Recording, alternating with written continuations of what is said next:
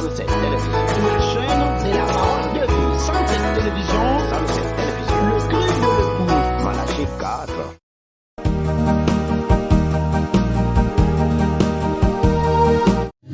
Bonsoir, bonsoir peuple de Dieu, bonsoir tout le monde qui nous suit de partout, à Kinshasa et partout dans la République démocratique du Congo, ailleurs, à l'étranger, en Europe, en Amérique, et même ici aussi en Afrique. Nous vous saluons, que le Seigneur Dieu vous bénisse.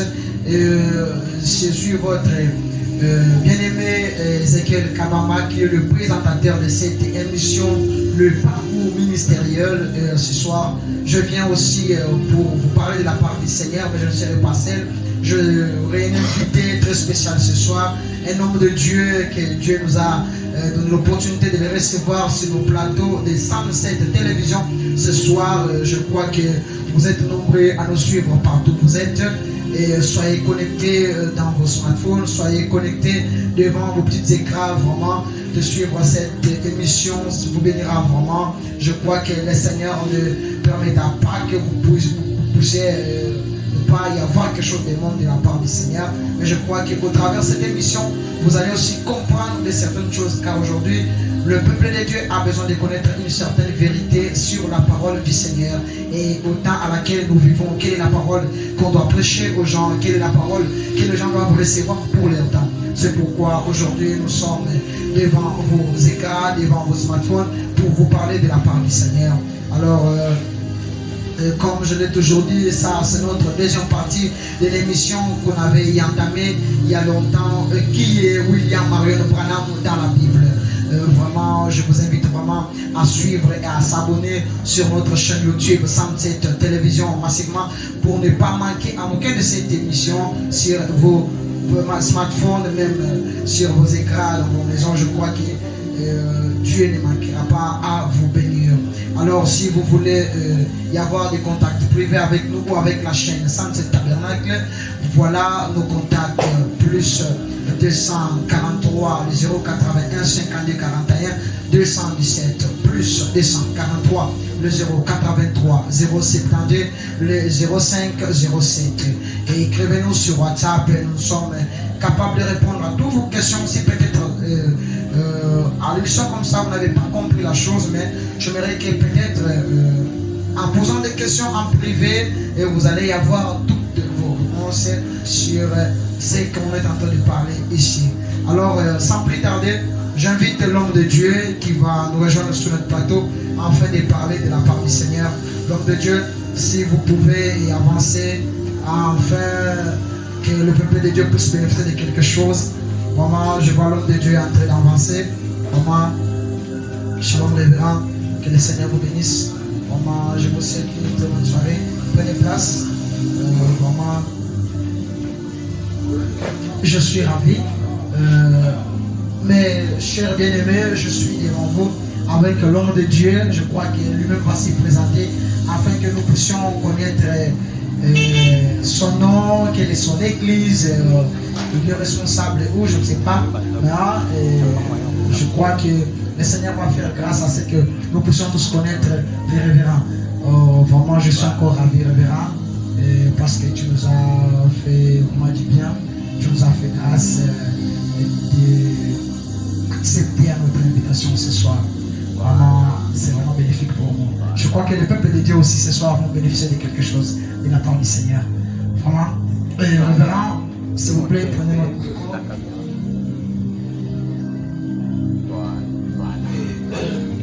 D'abord, c'est moi qui vous remercie. Merci Pour votre manière d'accueil. Je pense que ce n'est pas la première fois de présenter cette émission avec vous. Oui. Je me souviens une fois, j'étais avec vous devant votre caméra, on a eu à échanger au sujet de la parole de Dieu. Pour ceux-là qui viennent de me découvrir pour la première fois, je suis Racheté Mbaya, pasteur du message prêché par William Marion Branham, message du temps de la fin, Sunset Tabernacle, situé sur l'avenue Lokele numéro 18, dans la commune de la Célie. Voilà, j'en profite pour dire le grand shalom à ceux-là qui me suivent à cet instant, surtout les membres fidèles de mon église aussi. Je leur dis grand shalom. Aussi, tous ceux-là qui me suivent de loin, tant de près, je leur dis aussi ce soir, que le Seigneur vous bénisse richement. Vraiment, que le Seigneur vous bénisse, révérend. Nous sommes ravis parce que vous avez accepté notre invitation pour la deuxième fois sur nos plateaux de Sunset Télévision. Alors, la fois passée, on parlait à ce qui concernait William Marion Branham, qui est William Marion Branham dans la Bible. Et alors, on a besoin que vous puissiez nous expliquer encore aujourd'hui, comme aujourd'hui c'est notre deuxième partie de cette émission. J'aimerais que vous puissiez encore nous expliquer en long et en large qui est William Marion Branham dans la Bible. Parce que je ne sais pas, il y a la plupart des personnes dans les messages que vous croyez, comme vous êtes passeurs des messages des temps de la fin, il y a la plupart des personnes qui nous embrouillent avec des doctrines. Il y a ceux-là qui croient que Branham est Dieu, il y a ceux-là qui croient selon leur manière. Je ne sais pas, ce soir avec vous sur notre plateau, vous pouvez nous expliquer correctement qui est William Marion Branham dans la Bible, vraiment. Et avant de vous poser d'abord la question, je tiens à vous informer que nous sommes sur ce plateau avec le révérend Racheté Mbaya, le pasteur de l'église Sunset Tabernacle. Il est le responsable là-bas. Et je crois qu'on va rester ce soir sur nos plateaux afin de parler de la parole du Seigneur. Si vous avez vos questions, n'hésitez pas à nous poser sur le numéro affiché au bord de vos écrans. Soit prenez nos contacts, le plus 243 81 52 41 217 ou le plus 243 0 83 072 05 07. C'est ça mon numéro sur WhatsApp. Vous nous joindre afin de poser vos questions dans la profondeur. Révérend, je reviens encore à vous. Qui est William Marion Branham dans la Bible? Bon, merci d'abord pour la question. Je crois que dans mon parcours ministériel, c'est une question que j'ai beaucoup rattrapée. On m'a posé des questions, j'ai fait des débats plusieurs fois avec des serviteurs de Dieu qui ont leur manière de voir les choses. Avant de vous dire qui est William Branham selon la Bible, j'essaie d'abord de réveiller votre conscience jusqu'à vous faire croire que la Bible, pour commencer, c'est la vie des hommes. Il y a des prophètes. Je peux vous dire aujourd'hui que ouvrez la Bible, partout vous allez ouvrir, vous trouverez que c'est toujours la vie de quelqu'un là. Alors William Marion Branham, il est le premier pour cet âge que nous vivons avec vous. C'est-à-dire, il y a des promesses dans la Bible qui ont été prédites, que nous voyons maintenant la vie du prophète s'identifier à ces promesses. C'est alors que nous croyons que oui, il est le premier de ces promesses, dont Malachie 4, nous avons Luc 17, 30, nous avons Zacharie 14, 7, il y en a tant de promesses. Sinon, il est le premier de Malachie 4. Voilà, Vous avez un peu essayé de nous parler de certaines promesses par rapport à votre croyance, le message. Mais j'aimerais vous poser une question. On a besoin de savoir, parce que la question c'est ici. Qui est William Marion Branham? C'est ça mon révérend. Et prouvez-nous William Marion Branham dans la Bible. Parce que souvent les gens disent que non, William Marion Branham est le prophète du temps de la fin, comme on le dit. Je ne sais pas, moi, mais je ne sais pas, mais souvent on le dit comme ça. Mais est-ce que vous pouvez nous prouver par quelles écritures qui prouvent que William Marion Branham est le prophète du temps de la fin, c'est lui qui a amené le message, bon, tout ça, je ne sais pas. Moi, je n'ai pas la connaissance sur ça. Mais peut-être vous qui êtes là, comme le révérend, bien placé pour nous expliquer. Ça serait un peu mieux que vous puissiez nous expliquer à ce qui concerne la vie de William Marion Branham dans la Bible. Ok, merci beaucoup. J'aimerais que vous puissiez souffrir un peu qu'on lise la Bible. Pas de problème. Voyons d'abord Malachie 4, c'est ce que dit Malachie 4. Merci. Et après, nous allons découvrir qui est William Branham selon cette écriture. Ok. Nous accordons les temps. C'est là qui nous suivent aussi partout ailleurs. Je crois nous sommes dans Malachie 4. Malachie 4, verset 5, 6. C'est là que Branham est concerné. Alors, avant de parler de Branham, j'aimerais qu'on puisse recommencer au premier en descendant. Et Dieu, par sa grâce, il va nous expliquer quelque chose. Prenons Malachie 4. Bon, je suis déjà là. Avant de lire Malachie 4, 5, 6, je vais commencer Malachie 4, premier verset. Ah, voici les jours viennent, ardents comme une fournaise. Tous les auteurs et tous les méchants seront comme du chaume. Les jours qui viennent les embrassera, dit l'Éternel des armées. Il ne leur laissera ni racine ni rameau. Je m'arrête un peu là. Ah, voici les jours viennent. Quel est ce jour qui vient? La Bible explique les jours. Elle dit, le jour sera ardent comme une fournaise.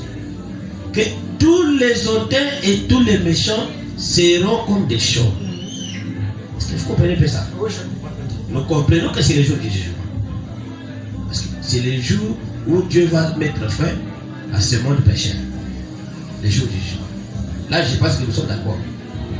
On évolue. Le jour qui vient les embrasera, dit l'Éternel des armées.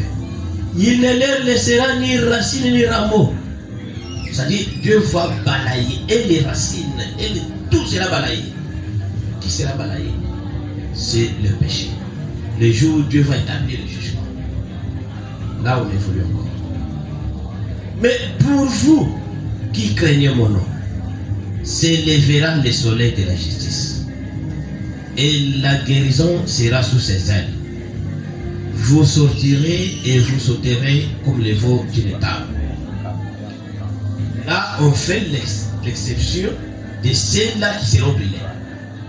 Ah, malgré qu'on va brûler la terre, malgré qu'on va gérer le monde, il y a un peuple qui est l'exception. Il dit que vous qui craignez mon nom, c'est-à-dire ceux-là qui ne craignent pas les noms, sont ceux-là qui seront brûlés. Là, pour ceux-là qui craignent les noms, la Bible témoigne ici que là s'élèvera le soleil de la justice. Et nous savons que le soleil de la justice, c'est le Seigneur Jésus-Christ lui-même. Et voilà, il vient seulement pour ceux-là qui craignent les noms. Il va s'élever pour ces gens-là. Et voilà maintenant la suite. Il s'élèvera le soleil de la justice et la guérison sera sous ses ailes. Ah, il y a un problème. Le soleil de la justice, il aura la guérison sous ses ailes. Et quand on parle des ailes, là, nous faisons l'image à un oiseau. Et pourtant, vous comprendrez que Dieu compare ses prophètes aux ailes. Il promet aussi que, aux enfants d'Israël que je les conduirai sur les ailes de l'aigle. Donc vous comprendrez que l'aigle là dont on parle, ce n'est pas un aigle oiseau, mais c'est un prophète. Alors ici, on nous parle que c'est le vrai le soleil de la justice. Et on dit aussi qu'il aura la guérison sous ses ailes. Vous comprendrez que ici on est en train de parler de quelqu'un.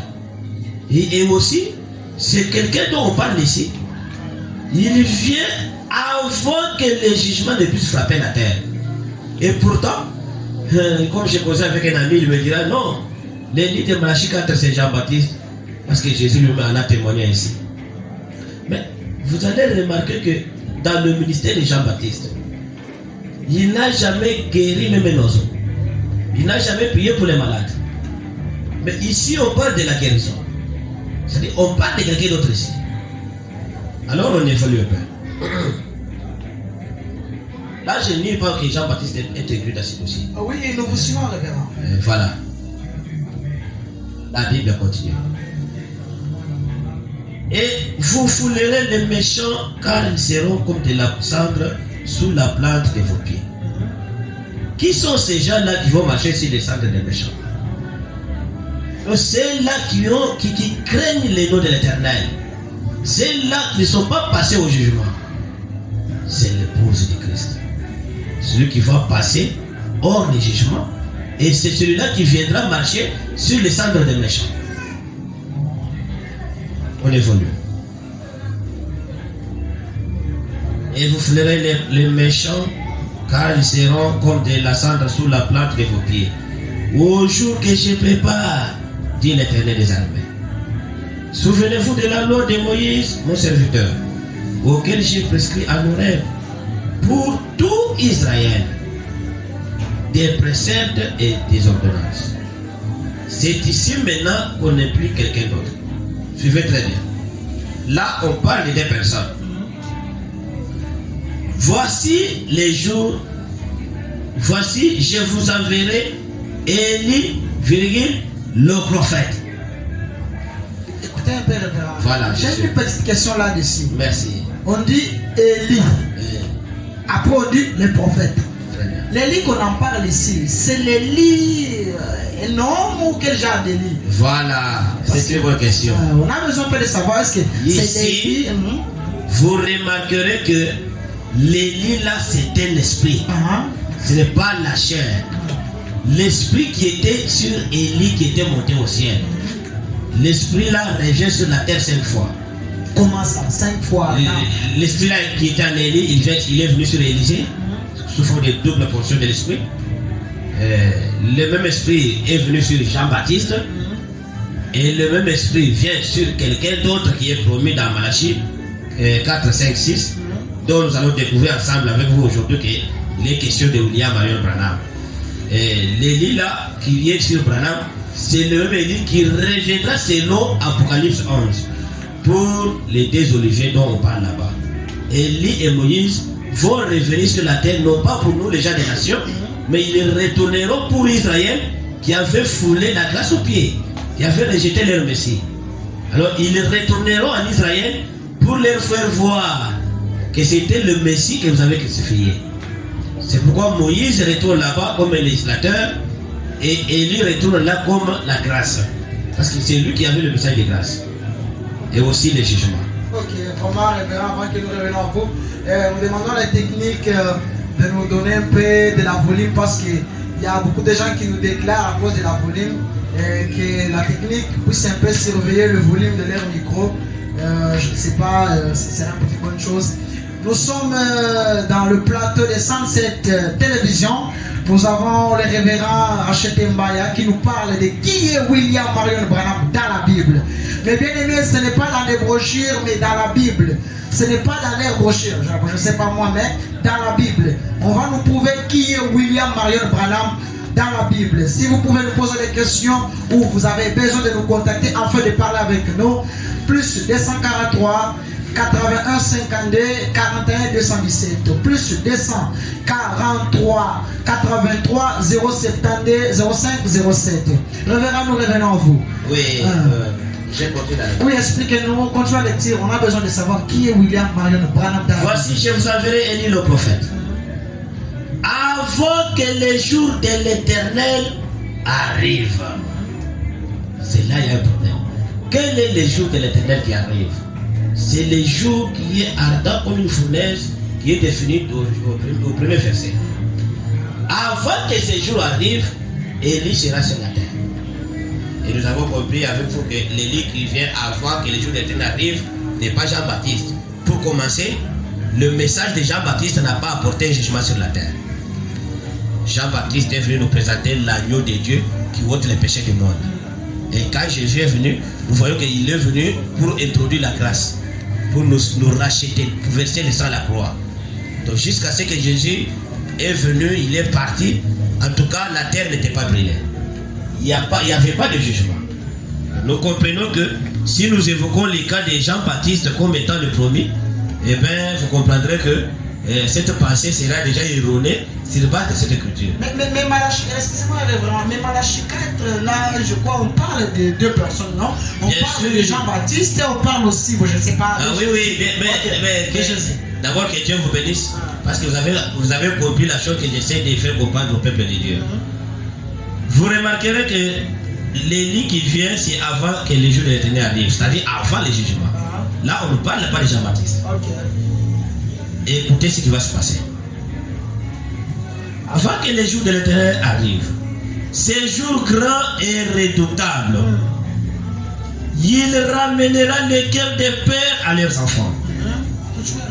Là, il y a un problème. Ici, on parle de Jean-Baptiste. Il ramènera le cœur des pères à leurs enfants. Virgule. Et le cœur des enfants à leur père. Voyez? Nous voyons l'endroit où Jean-Baptiste a ramené le cœur des pères aux enfants. Mais nous n'avons pas trouvé un endroit où Jean-Baptiste a pris le cœur des enfants pour ramener au père. Donc là, c'est quelqu'un d'autre. Toujours l'esprit d'Élie, mais agissant dans des personnes différentes. Okay. C'est-à-dire, l'esprit là d'Élie a agi avec Jean-Baptiste. Et Dieu promet que ce même esprit va agir sur un autre corps. Et écoutez maintenant. Et Père, que je ne vienne frapper le pays d'interdit. Père, que je ne vienne frapper les pays d'interdit. Vous allez remarquer que Dieu lui-même, parce que Dieu ne peut jamais punir, condamner les méchants et ses enfants au même moment. Donc à chaque fois que Dieu veut frapper la terre, il a toujours envoyé un message de grâce pour épargner un peuple qui est prédestiné à être choisi. C'est le cas par exemple de Noé. La Bible nous dit, selon Genèse 6, que la terre était corrompue, où les fils de Dieu virent que les filles des hommes étaient belles. Et cela a amené Dieu en colère. Dieu a compris que non, je vais balayer la terre, mais au moyen de l'eau. Et Dieu a compris que malgré que je vais balayer la terre, moi Dieu, je suis un Dieu juste. Il a donné un message de grâce. Il a envoyé Noé, un homme de la terre, mais avec un message précis, particulier, pour sauver un peuple au danger imminent. Donc c'est de cette manière-là que Dieu évite de frapper ses enfants.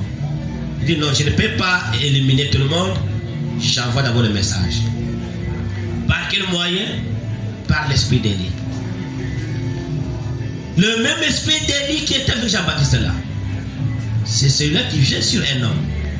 Pour maintenant vous rassurer, soutenir ceci, prenons maintenant Marc 11. Marc 9, 11, je voulais dire. Si nous prenons Marc chapitre 9.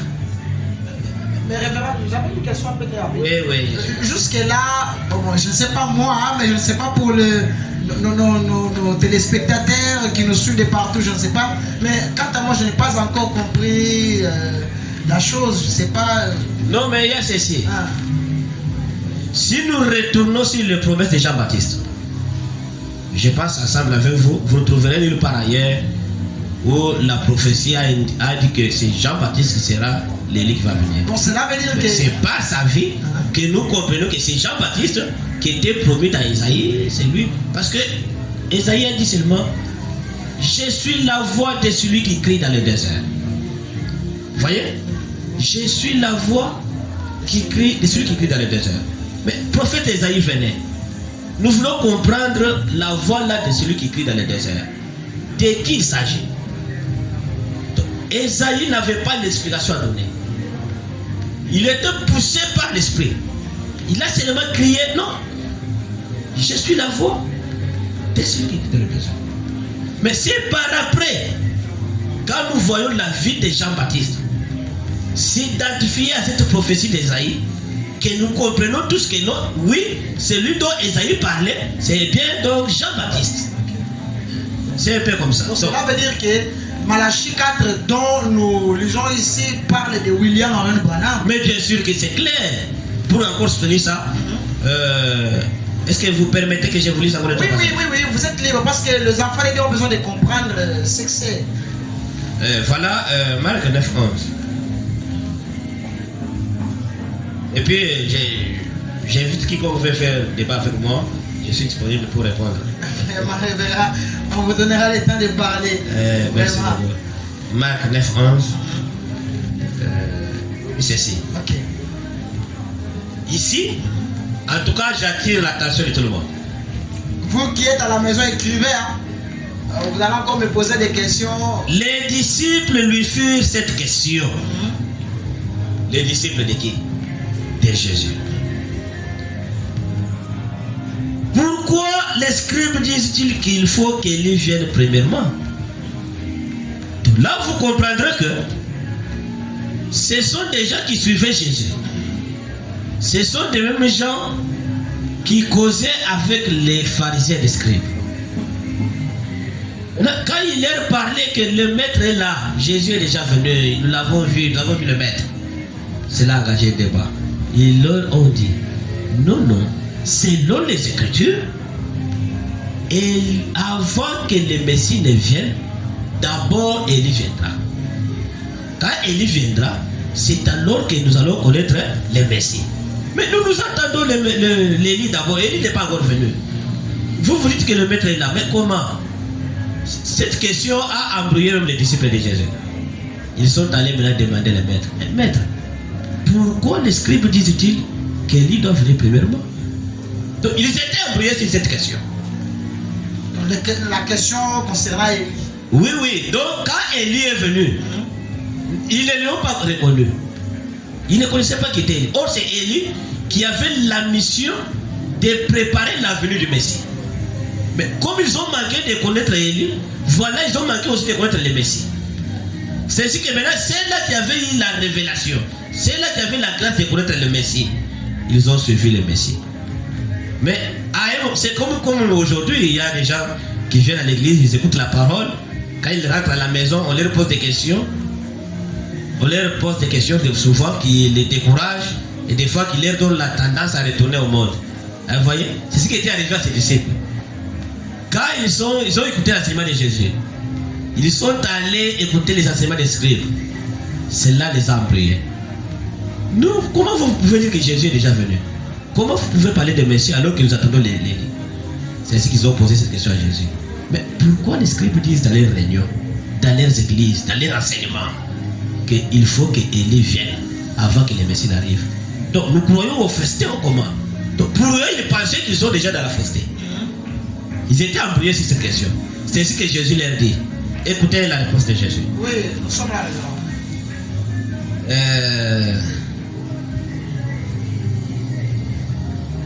Pourquoi Élie, il faut qu'Élie vienne premièrement? Jésus leur répondit. Il leur répondit, Élie viendra premièrement. Je pense que Jean-Baptiste et Jésus, qui est venu avant, charnellement comme ça? C'est Jean-Baptiste. Lui est déjà venu. Ah oui. Mais Jésus répond à ses disciples que Élie viendra premièrement. C'est-à-dire Jésus lui-même ramène le problème au futur. Cela veut dire lui là va venir. Va venir. Ce n'est pas celui-là qui est déjà venu. Non, pas celui qui n'est pas déjà venu. Okay. Il viendra premièrement. Voilà ce qui nous rassure de notre Église, d'une certaine personne. Ok, nous écoutons le révérend. Et suivez encore. Élie viendra premièrement. Jésus a dit une chose. Élie viendra premièrement et rétablir toutes choses. Ça doit aussi taper au système nerveux. Oui. Écoutez, Élie viendra premièrement et il va rétablir toutes choses. Mais Jean-Baptiste n'est pas venu avec le message de rétablissement. Si vous allez dire que c'est Jean-Baptiste, mais quelles sont des choses que Jean-Baptiste a rétablies? Parce que j'aimerais poser une question. Oui, posez. Cela veut dire que Jésus aussi n'a pas établi toutes choses. Non, mais c'est Jésus qui parle. Nous ne pouvons pas les juger. Nous n'avons qu'à croire et vivre. Refuser et mourir. Donc cela veut dire que Jean-Baptiste n'a pas établi toutes choses. Jésus aussi n'a pas établi toutes choses. Jésus dit ceci. Okay. Je répète l'écriture. Oui. Élie viendra premièrement. Quand il viendra, il va faire quoi, Jésus? Non, c'est pour rétablir quelque chose.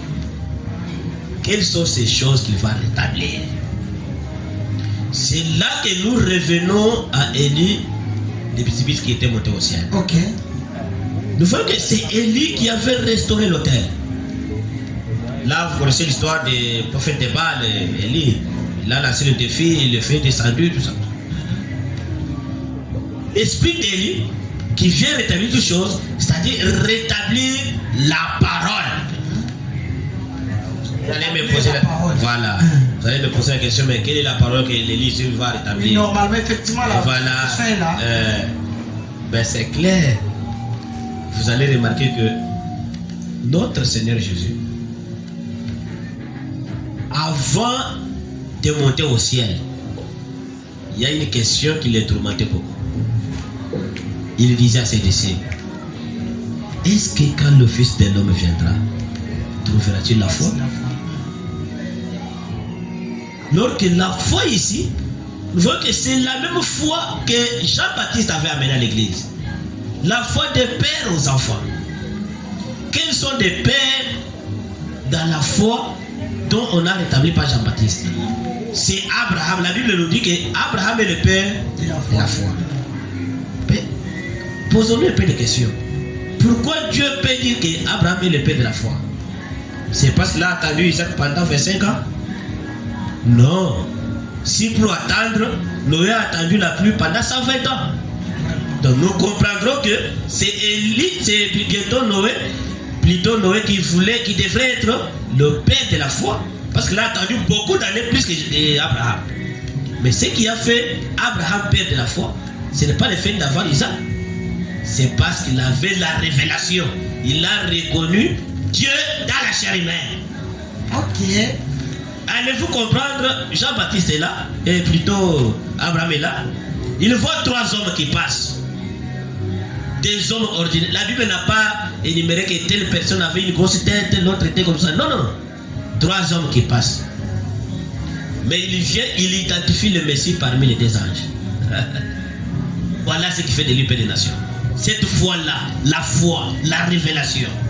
Il a reconnu la parole faite chair. Et les mêmes personnes, quand ils sont allés vers Lot, au lieu de faire comme Abraham, lui s'est prosterné pour dire mes seigneurs. Parce que lui n'avait pas la révélation. Il n'était pas un prophète.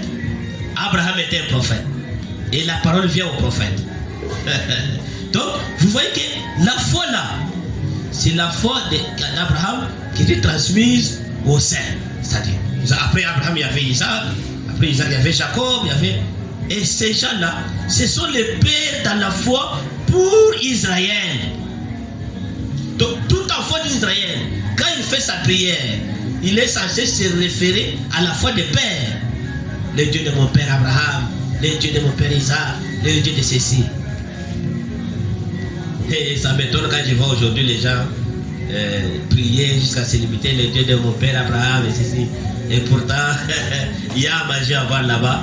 Sinon, ce n'est pas ça notre sujet. Alors, voilà. Abraham, qui est père de la foi. Maintenant, la foi qu'Abraham avait,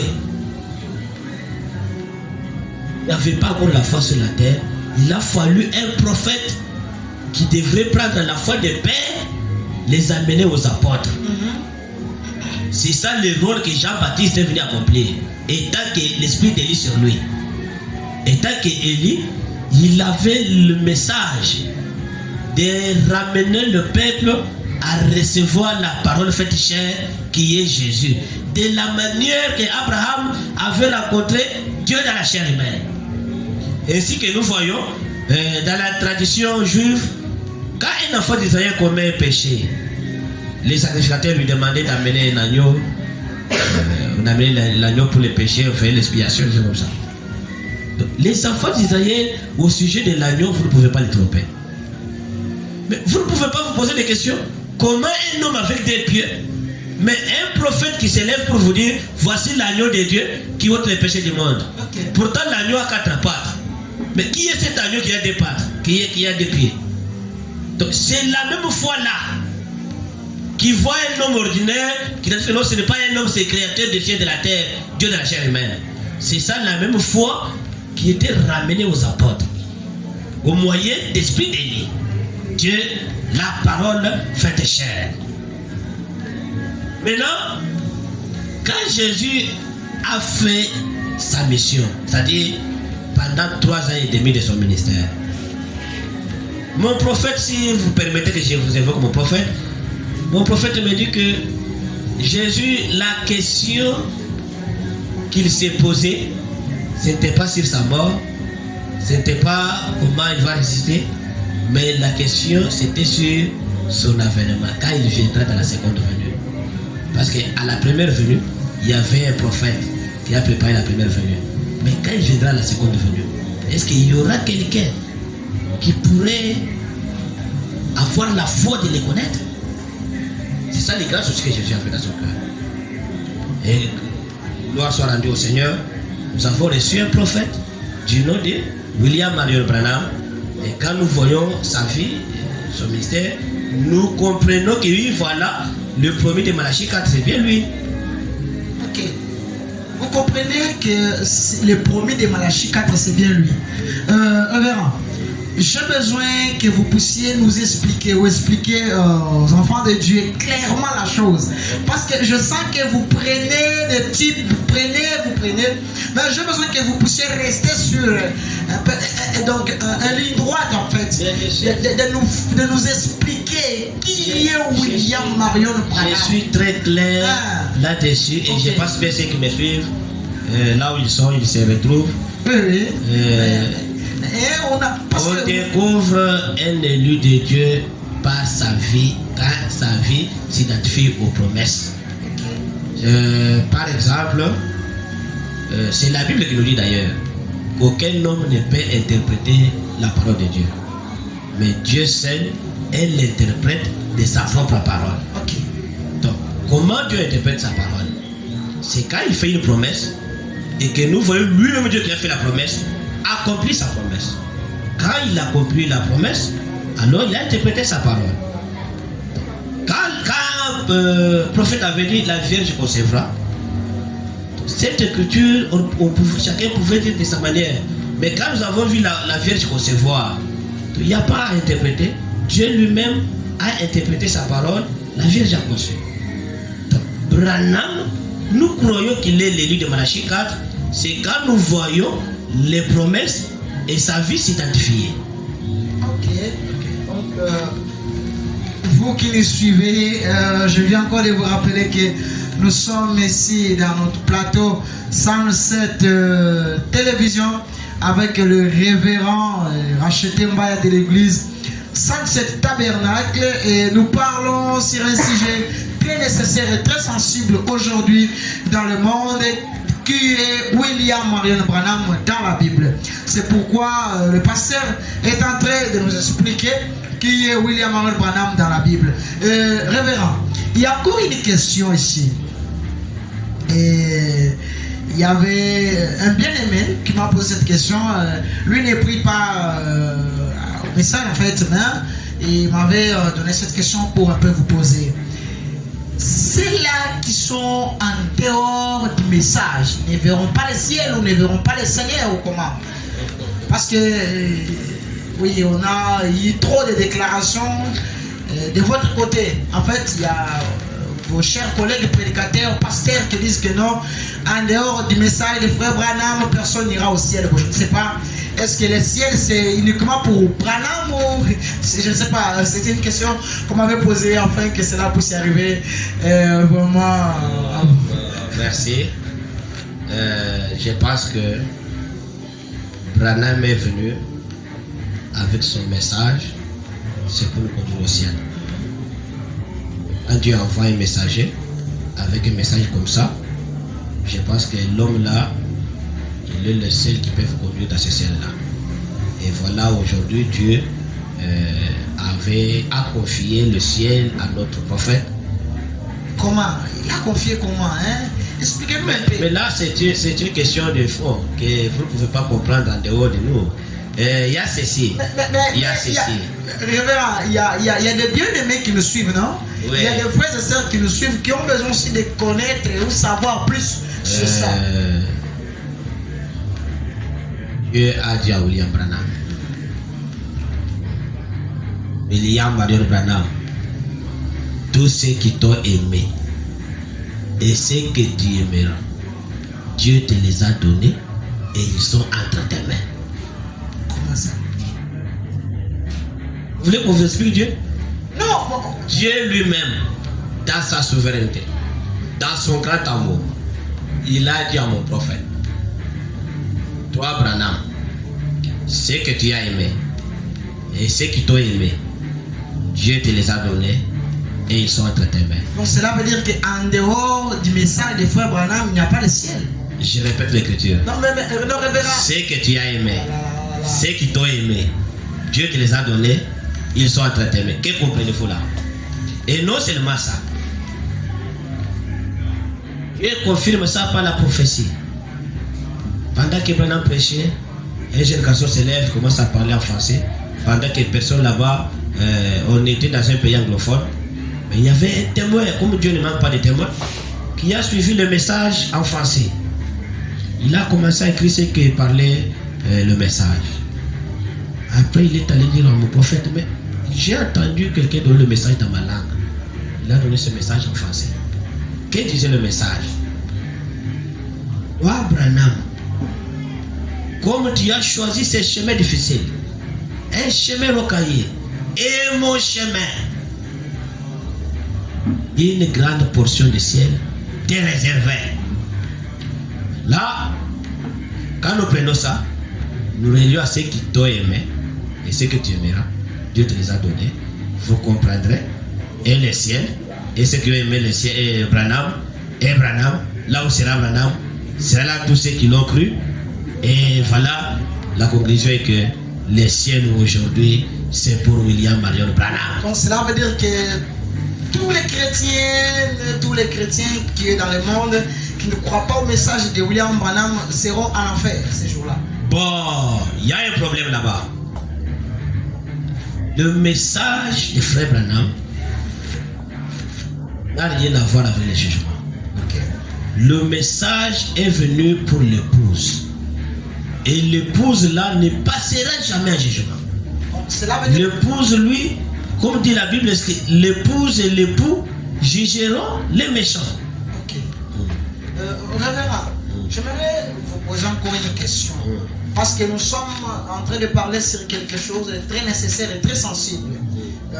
Parce qu'il y a des milliers de gens qui vous suivent au travers nos antennes, sur notre chaîne YouTube. La question est ceci. Nous parlons de qui est William Marion Branham dans la Bible. Je vous ai posé la question ici, en dehors de Branham, est-ce qu'il n'y aura pas le ciel? Vous m'avez dit, selon la réponse que vous nous avez donnée, cela veut dire que si vous ne croyez pas les messages de William Branham, cela veut dire que vous n'avez pas de ciel aujourd'hui. Ça, selon ma compréhension. C'est clair. Encore une question. Quel est le message que William Marion Branham a amené? Ok. Vraiment, c'est très important. Il lit de Malachie 4, il y a deux missions. Première mission, c'est de ramener le cœur des enfants au Père. C'est-à-dire prendre la foi de nous, les enfants, dans la foi apostolique. Ramener à la foi que les apôtres avaient fait. Quelle est la foi que les apôtres avaient fait? Les apôtres croyaient au baptême d'immersion. Qu'aujourd'hui on a ramené les aspersions, les baptêmes, des choses. Mais les apôtres baptisés par immersion. C'est l'élite d'aujourd'hui qui ramène cette foi-là. Les apôtres ont marché avec Dieu dans la chair humaine. L'élite d'aujourd'hui amène la foi là à l'église des nations pour marcher au sein de Dieu dans la chair humaine, selon Luc 17:30. Jésus avait dit, allez baptiser, qui croiront baptiser-les au nom du Père, du Fils et du Saint-Esprit. Les gens n'avaient pas la révélation. Ils ont commencé à prendre le baptême au nom de Kumbatata, Yamwana, Yamuni Moussa. Pendant que les apôtres même qui ont marché avec Jésus, quand ils venaient de la chambre haute, on voit Pierre qui s'élève, il dit que répandez-vous et que chacun de vous soit baptisé au nom de Jésus-Christ. Et vous recevrez les dons du Saint-Esprit. Donc, si nous pouvons aller dans la logique que les autres prennent, vous comprendrez que même Pierre a baptisé en dehors de la frontière du maître. Or, ce n'est pas ça. Pierre venait de la chambre haute. C'est-à-dire le maître qui marchait avec lui, comme ça, il était devenu le maître qui était en lui. Et il lui a révélé que Père, Fils, Saint-Esprit signifie Seigneur Jésus-Christ. Maintenant, l'élite aujourd'hui, il a cette mission-là de nous ramener au vrai baptême, à la véritable adoration. Adorer Jésus-Christ, baptiser au nom de Jésus-Christ, nous chassons les démons au nom de Jésus, tout on fait au nom de Jésus-Christ. Mais ça, c'est la première mission. Maintenant, la deuxième mission de l'élite d'aujourd'hui, c'est de rétablir la parole. Selon Apocalypse 17, à la voix du 7e ange, car tous les mystères de Dieu s'accompliraient. Quels sont les mystères de Dieu qui vont s'accomplir? Là, je vais un peu, si vous permettez, que je vous dise quelque chose là.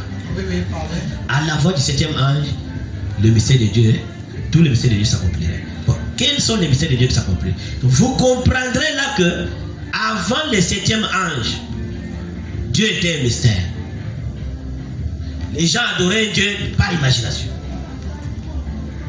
Il n'y avait pas la révélation exacte sur Jésus-Christ, dont nous adorons avec vous aujourd'hui. Donc c'est là C'est avec la voix du 7e ange. Excusez-moi, révérend, c'est là veut dire que, je peux dire quoi, la descente du Saint-Esprit dans la chambre haute, il n'y avait pas toujours la révélation. Parce que vous dites que non, avant que le 7e ange puisse y intervenir, je ne sais pas, les gens n'adoraient pas. Vous allez même remarquer que jusqu'ici, même apôtre Paul, il dit que nous voyons dans un miroir d'une manière obscure. Tout ce qu'on faisait là, obscur, nous prêchons en partie. Tout ce que nous faisons ici, il y a un abondant. Mais quand le parfait viendra, tous attendaient la venue de Branham. Cela veut dire que le parfait c'est aujourd'hui. Oh, mais oui! Mais comment si je comprends bien. C'est selon les Écritures et non selon moi ou selon Branham. Ah, donc selon les Écritures, le parfait c'est aujourd'hui.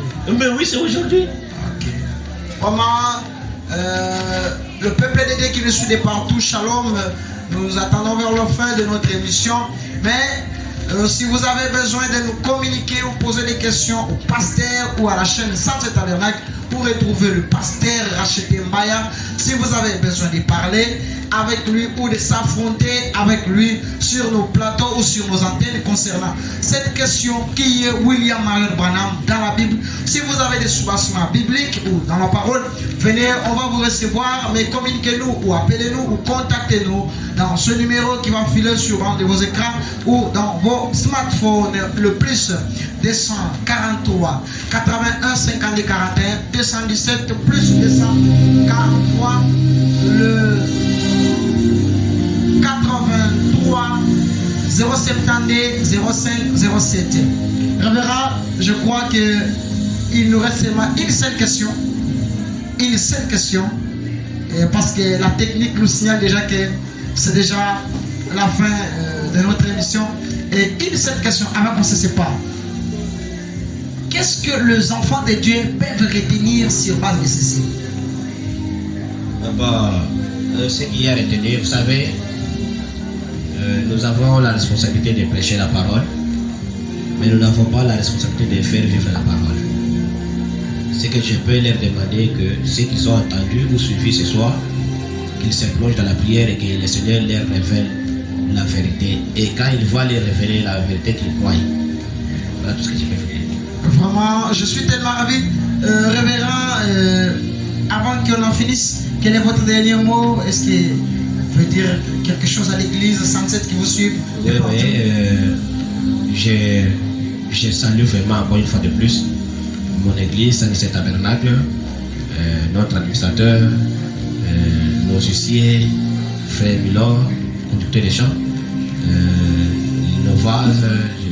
Là, je n'oublie pas aussi mon épouse. Là où elle est, elle me suit, que Dieu la bénisse aussi chez moi. Vraiment, vraiment. Et vraiment. aussi tous ceux-là qui me suivent ailleurs, pasteur Steve Koubé, pasteur Vincent Sungai, pasteur Dodi Wapipi, vraiment, je les porte dans mon cœur. Que le Seigneur vous bénisse. Et tous ceux-là qui me suivent, vraiment, je suis votre frère. Le grand shalom dans vos maisons, grand shalom partout où vous êtes. Que le Seigneur vous bénisse. Merci, merci révérend. Et n'oubliez pas de s'abonner sur nos comptes, sur 107 page officielle sur Facebook. Et quoi encore sur YouTube, 107 par Terre Jaune, 107 Télévision, là où nous sommes. Je salue vraiment votre présence, révérend. Que Dieu bénisse votre famille, vraiment. Nous sommes ravis pour votre je peux dire quoi? Vraiment, je suis tellement ravi. Je tiens à remercier tous les hommes de Dieu qui nous ont soutenus. Le vrai ne parle pas encore trop vite, je suis encore avec vous. Je remercie encore notre bien-aimé, le bien-aimé Milor, c'est lui qui est derrière notre caméra, pour vous faire parvenir ces images dans vos maisons, dans vos smartphones. Vraiment, à la technique, je tiens encore à remercier notre bien-aimé Josué, c'est lui qui avait vraiment la responsabilité de nous faire parvenir ces bons sons que vous nous entendez parler comme ça ce soir. Vraiment, je tiens à remercier vraiment Saint-Tête avec pour votre soutien. Vraiment, je suis votre frère Ezekiel Kabama. Vraiment, si vous avez besoin de nous, contactez-nous dans mon numéro qui vont nous filer là dans quelques minutes ou sur vos bandes de vos écrans. Plus 243 81 52 41 217 plus 243 83 072 05 07. Vraiment, que Dieu bénisse. Maman Miracle, vraiment la chère épouse de notre papa Rachet Mbaya. Là où vous nous suivez, que le Seigneur Dieu vous bénisse. Je salue Maman Jeanne, que Dieu bénisse le frère Hervé, que le Seigneur Dieu vous bénisse. Tous les hommes de Dieu, que le Seigneur vous bénisse. Si vous avez besoin de nous, contactez-nous. Nous allons vous recevoir. Pour le reste, que le Seigneur Dieu vous bénisse. Ciao.